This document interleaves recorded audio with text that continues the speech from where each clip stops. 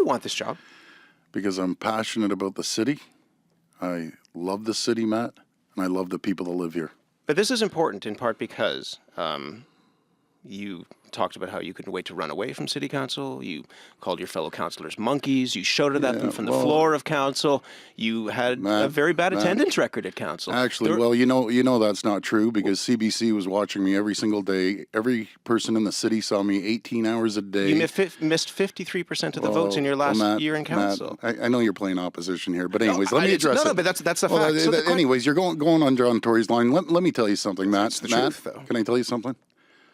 You know something? No one worked harder and put more hours in than Rob and I did. One of the things you've talked about is actually bringing council together. How do you think that you can do that, given your record, as I say, of calling councillors monkeys, shouting at them from the floor of council, being what a lot of people say is a divisive councillor? Well, you just don't understand because you aren't there, Matt. Well, no, I've been there. Can I tell you? This isn't a situation. It's politics. It's City Hall. You don't sit there and sing Kumbaya.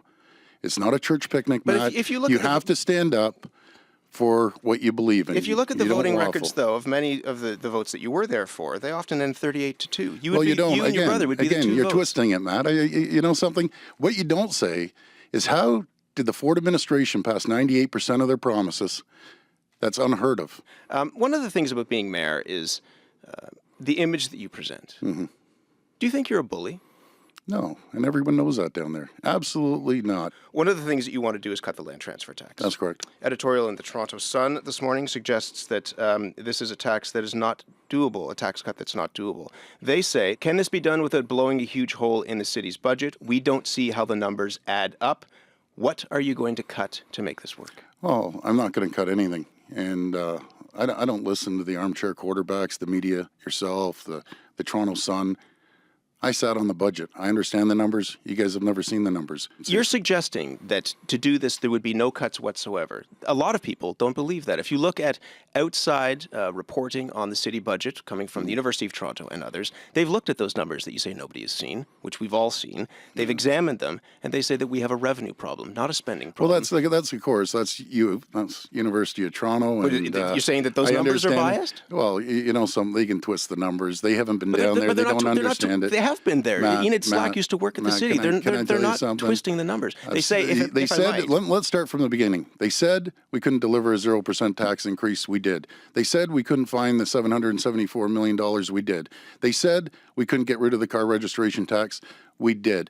Our city is booming. All with cuts, though. There were cuts, and your brother, when he was here, admitted those cuts. The budget that he tried to pass there was efficiencies. in There's February a difference. had cuts of $214,000 to public health, $260,000 to the public library. Those are real cuts. Actually, we're building a new library. We're building new fire stations. We know a lot about you. We know a lot about your relationship with the city. Just briefly tell us what you love about Toronto. You know, I love the how multicultural it is. If you came to Ford Fest, and I know you'd never come, but I'm going to invite you one time, Ford Fest, it's a true snapshot of Toronto. You have every race, religion, party affiliation. It's a true snapshot of Toronto. And you can't see that in any other organization. You just don't see it.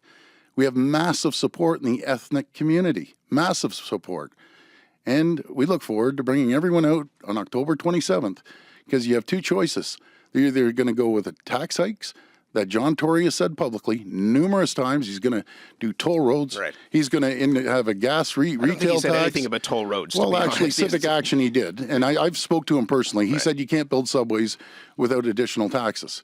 So he's going to tax people and build a system that it's pie in the sky, this idea that he has. Everyone knows it's not integrated to the existing system. I'm building subways, very simple, along Finch, Shepherd, and Eglinton, and people don't want LRTs along those lines. We'll leave it there. Doug Ford, thank you.